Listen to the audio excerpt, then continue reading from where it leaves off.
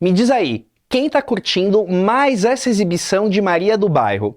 Lembra que quando essa reprise da novela começou meio de sopetão no SBT, eu confessei que me bateu uma certa vontade de maratonar outra vez esse clássico da TV mexicana? Pois isso de fato aconteceu. E sempre que revejo uma novela, já me dá vontade de sair pesquisando as peculiaridades de cada versão de uma mesma história. Vou comparar aqui as três versões mexicanas que o público brasileiro conhece. Bora pro Almanaque Latino de hoje.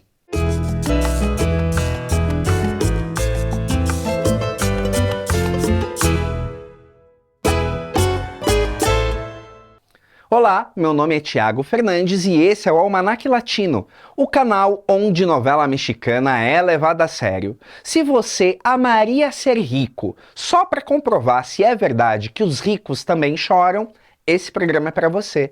Então que tal fazer a sua parte e deixar seu like, seu comentário e a sua inscrição no nosso canal? Quando você clica no sininho, o YouTube te atualiza sempre que um novo conteúdo for postado. Assim você não perde nada e ainda ajuda a nossa comunidade a crescer. Quando começou essa reprise de Maria do Bairro, a oitava exibição da novela pelo SBT, eu me perguntei se para alguém ainda era inédita. E não é que surgiu gente falando que nunca tinha assistido esse clássico de 1995, protagonizado por Thalia e Fernando Colunga e produzido por Angelina Esma, é realmente uma parada obrigatória para qualquer fã de novela mexicana. Até porque era o remake de outro medalhão da casa. Os Ricos Também Choram, produzida por Valentim Pimstein em 1979, foi protagonizada por Verônica Castro e Rogério Guerra, e é simplesmente uma das novelas mais importantes já realizadas pela Televisa. Um clássico que passou por 120 países e foi traduzida para pelo menos 25 idiomas. Os Ricos Também Choram é um título tão poderoso que, inclusive, foi a primeira novela mexicana exibida no Brasil em 1982, uma grife tão forte que no início desta década, quando a Televisa lançou o selo Fábrica de Sueños, com a intenção de modernizar seus maiores clássicos, Os Ricos Também Choram, não poderia ficar de fora, e foi realizada uma nova versão, em 60 capítulos, protagonizada por Cláudia Martim e Sebastián Rulli, que aqui no Brasil está disponível no catálogo do Globoplay.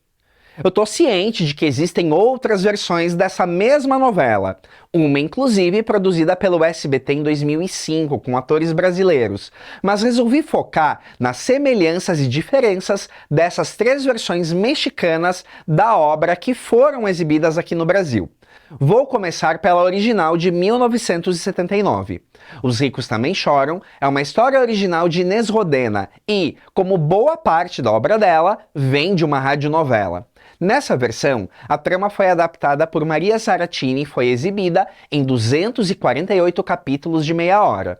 A primeira parte da novela se desenrola justamente quando a jovem e inocente Mariana é acolhida por um milionário e passa a fazer parte da família, despertando a paixão do filho playboy da casa e a rivalidade da namorada dele, que se chama Esther e é interpretada por Rocio Banquels, a vilã de Quando Me Apaixono. Mas de antemão, essa versão traz diferenças bem profundas em relação ao que a gente está vendo em Maria do Bairro. A Mariana, apesar de ignorante e mal educada, na verdade é rica. Ela vive em um rancho decadente e quando o pai dela morre, o público já sabe que a madrasta vinha roubando a família havia tempos com a ajuda do amante. Aí a Mariana, por intermédio de um padre, é acolhida pelo milionário e muita coisa se desenrola de forma parecida. Luiz Alberto Salvatierra, o galã da novela, é tão detestável quanto o Luiz Fernando. Alcoólatra, viciado em jogo, enfim, só faz o que não presta, mas nessa versão ele é filho único. Com o tempo, a Mariana vai se educando e passa a trabalhar na empresa do benfeitor dela. Lá, ela conhece um jovem arquiteto chamado Leonardo, que se interessa por ela. Mas diferente de Maria do Bairro, aqui eles chegam a formalizar um namoro. A Mariana sai da casa dos milionários para morar sozinha num apartamento. Coisas que eu diria que, para uma novela do final da década de 1970, são até mais avançadas que na versão de 1995. Como eu disse, quem adapta essa primeira parte da novela é Maria Saratini. E se você viu novelas como Amor Real ou Sortilégio, entende que ela tem uma escrita mais adulta que Carlos Romero, o adaptador por trás de Maria do Bairro. Também tem mais peso na versão de 1979 a parte em que o galã está envolvido com dívidas de jogo. E tem uma novidade: como existe essa madrasta, ela manda o amante dela se infiltrar na família do Salvatierra para eliminar a Mariana de uma vez por todas, até para não ter ninguém para disputar a herança com ela. Esse cara, que se chama Diego, acaba virando amante também da Esther. A essa altura, a Esther já está casada com o galã e rola também aquela situação dela ter uma empregada particular que faz bruxaria contra a Mariana. A primeira parte da novela se encerra com a prisão da madrasta da Mariana e a morte da Esther, que não resiste ao parto. A empregada bruxa se arrepende e vira fiel escudeira justamente da Mariana. Mas os ricos também choram. Estava fazendo tanto, mas tanto sucesso, que obviamente a Televisa resolveu esticar a novela. Maria Zaratini se recusou a escrever mais capítulos e disse que a história já tinha se encerrado. Carlos Romero foi então contratado para assumir os trabalhos. Para incorporar novos capítulos, ele trouxe outra radionovela da Inés Rodena chamada Quando se regala um hijo, que é todo o imbróglio envolvendo a heroína que, enlouquecida, dá seu bebê recém-nascido para uma senhora na rua e passa anos tentando descobrir o paradeiro da criança. E, gente, essa parte é igualzinha, sem tirar nem pôr, ao que a gente viu em Maria do Bairro. O capítulo final é aquele momento em que o Luiz Alberto, acreditando que o rapaz é amante da esposa, dispara contra ele bem no instante da esperada revelação. Mais dramático impossível. Anos depois, Valentim Pimstein, produtor de Os Ricos Também Choram, já era o chefão da teledramaturgia na Televisa e estava designando a produção de remakes clássicos para produtores específicos. Para Angelinesma, coube justamente a nova versão de Os Ricos. Maria do Bairro veio ali numa sequência que ficou conhecida como Trilogia das Marias e foi um sucesso quase que imediato. Já no primeiro capítulo, a protagonista adiantava que, se os ricos choravam, nós, pobres, chorávamos muito mais. Maratonando a novela, posso praticamente afirmar que é quase uma lenda a história que se conta a respeito da produção da novela.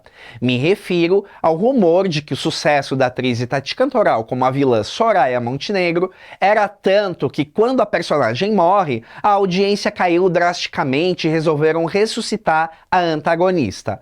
Olhando em detalhe, sinto que não é bem assim. De fato, a interpretação da Itati Cantoral como vilã é algo simplesmente icônico, mas o tempo em que a personagem fica fora da história é relativamente curto demais para parecer que a atriz saiu e acabou recontratada para aquela novela. O ritmo da novela é bem acelerado e me parece que o sucesso de Maria do Bairro era tanto que rapidamente decidiram expandir a história além dos textos de Quando se regala um hijo, e aí sim, contando com a Soraya para dar continuidade. Uma pista disso é que a personagem Calista, a babá bruxa, não tem um final muito definido ao término da primeira parte da história. Ou seja, a minha teoria é que sim, a Soraya sairia, mas decidiram mantê-la na história antes mesmo da personagem sair pela primeira vez. Para ter noção disso em capítulos, Maria do Bairro foi exibida em episódios de meia hora no México. A personagem morre no capítulo 44 e já aparece toda quebrada a partir do 58, um intervalo muito curto dentro de uma telenovela. Carlos Romero adaptou Maria do Bairro do início ao fim. Ele saiu somente nos últimos capítulos, em que Alberto Gomes foi o substituto, em função do titular estar doente. Isso se refere àquela parte em que a Maria perde a memória e vira babá na casa de um médico que se apaixona por ela. Mas quando a gente pega a novela inteira e sabendo que ela foi estruturada pelo Carlos Romero, nota-se que muita coisa mudou de rota no meio do caminho. Um exemplo disso é a saída dos irmãos do Luiz Fernando, Vladimir e Vanessa. Fica parecendo até meio sem sentido a participação deles. Aliás, a confusão que faz a Maria abandonar a criança em Maria do Bairro acontece com o Vladimir, enquanto na original, essa situação se desenrola com aquele namorado que surge no escritório. E, curiosamente, a terceira parte da novela, com a volta da Soraya seduzindo o Nandinho, é provavelmente o ponto mais alto de Maria do Bairro.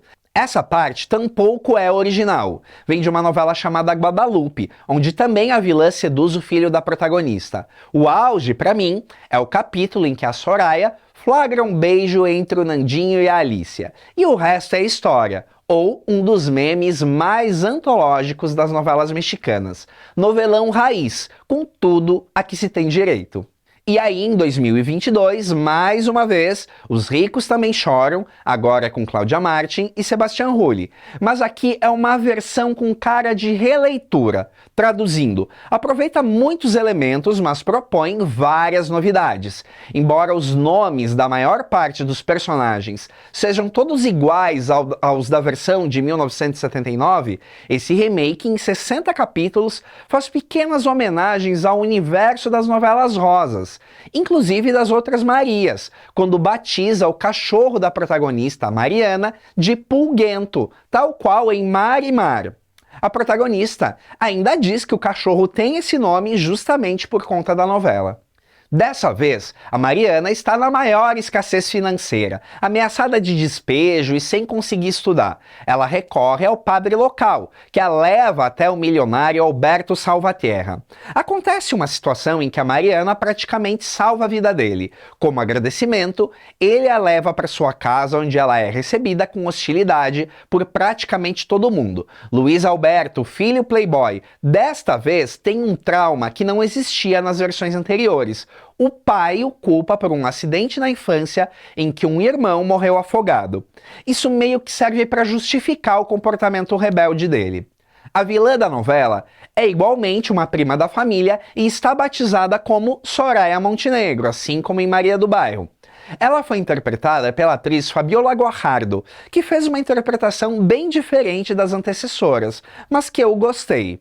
A Mariana resulta ser filha bastarda do verdadeiro pai da Soraya. Além disso, há um segredo envolvendo uma amizade entre o milionário, o padre e o pai da mocinha, que justifica o acolhimento. Mas esse remake explora bastante o vício em jogo do protagonista, além de um vilão dentro da empresa. Ah, e havia também uma rusga entre a esposa atual e a anterior do milionário Salvatierra, coisas que não existiam nas demais versões.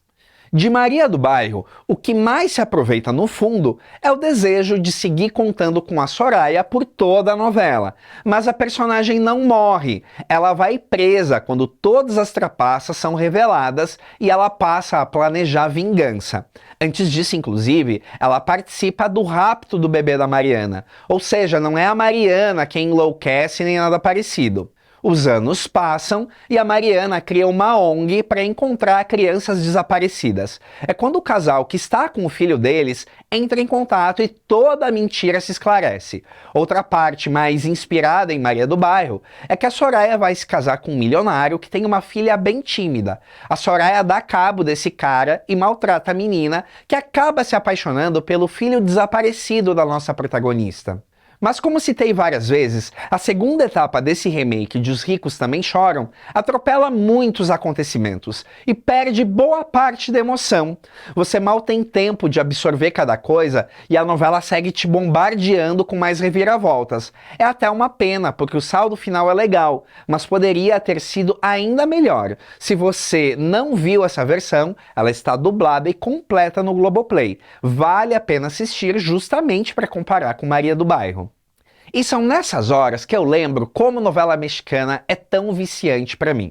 Eu admito que amo esses programas de comparações entre versões, ainda mais dessas novelas que são tão emblemáticas e próximas dos telespectadores brasileiros. Você está curtindo Maria do Bairro? Ficou curioso para ver Os Ricos Também Choram? Deixe seu like, seu comentário e até a próxima semana.